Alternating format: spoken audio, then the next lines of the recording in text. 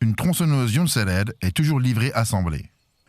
Pour faire le plein, posez la tronçonneuse sur le flanc et versez de l'essence pour moteur à 2 temps. Versez de l'huile de chêne type Vegoil biodégradable Jonseled dans l'orifice identifié par son symbole. Versez de l'huile pour chêne dans l'autre orifice. Vous pouvez préparer le mélange d'essence et d'huile vous-même ou en acheter prêt à l'emploi. Avant de démarrer, éloignez la tronçonneuse de l'endroit où vous avez fait le plein. Pensez au risque d'incendie. Pour démarrer la tronçonneuse à froid, on procède comme suit. Commencez par déclencher le frein de chaîne. Mettez ensuite le starter et introduisez le pied droit dans la poignée arrière. Si la tronçonneuse est équipée d'un décompresseur, enfoncez le bouton. Saisissez fermement la poignée avant de la main gauche et tirez sur le cordon jusqu'à ce que vous ayez un début de démarrage. Désactivez le starter, mais ne touchez pas à l'accélérateur. Ce détail est important car la tronçonneuse est équipée d'une fonction automatique d'aide au démarrage. Vous pouvez maintenant lancer le moteur. Neutralisez le frein de chaîne et donnez quelques coups d'accélérateur pour voir comment la tronçonneuse réagit. Pour les démarrages à chaud, vous n'avez évidemment pas besoin d'un starter. Il suffit alors de lancer le moteur. Avant de partir en forêt avec votre tronçonneuse, familiarisez-vous avec votre machine chez vous en vous exerçant sur un chevalet de sillage. Vous pouvez aussi prendre des cours. Lorsque vous sciez, gardez les jambes écartées pour être bien d'aplomb. Le pied gauche légèrement avancé.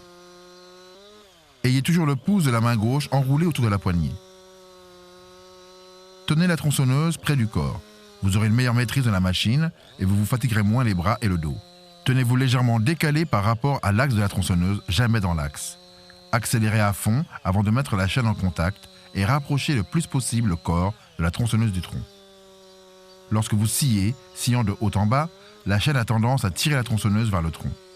Inversement, lorsque vous sciez de bas en haut, la chaîne pousse la tronçonneuse vers vous. La chaîne est correctement tendue lorsqu'elle ne pend pas sous le guide-chaîne et qu'il n'est pas possible de sortir les maillons. La chaîne doit être retendue régulièrement.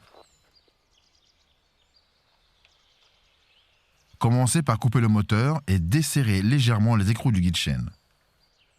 Pour retendre, tournez le tendeur vers la droite, dans le sens des aiguilles d'une montre. Portez des gants en touchant la chaîne en raison du risque de coupure. Ne tendez pas trop. La chaîne doit tourner sans effort lorsqu'on l'entraîne à la main. Ensuite, resserrez solidement les écrous du guide-chaîne. Vérifiez que la chaîne est huileuse. C'est le signe que la lubrification fonctionne correctement. Pour remplacer la chaîne, commencez par desserrer les écrous du guide-chaîne. Déposez le carter et la chaîne. Mettez en place la nouvelle chaîne en faisant attention au sens de la rotation. Vérifiez qu'elle court comme il faut le long du guide-chaîne et autour du pignon d'entraînement. Reposez le carter, puis tendez la chaîne. Pour finir, resserrez les écrous du guide-chaîne.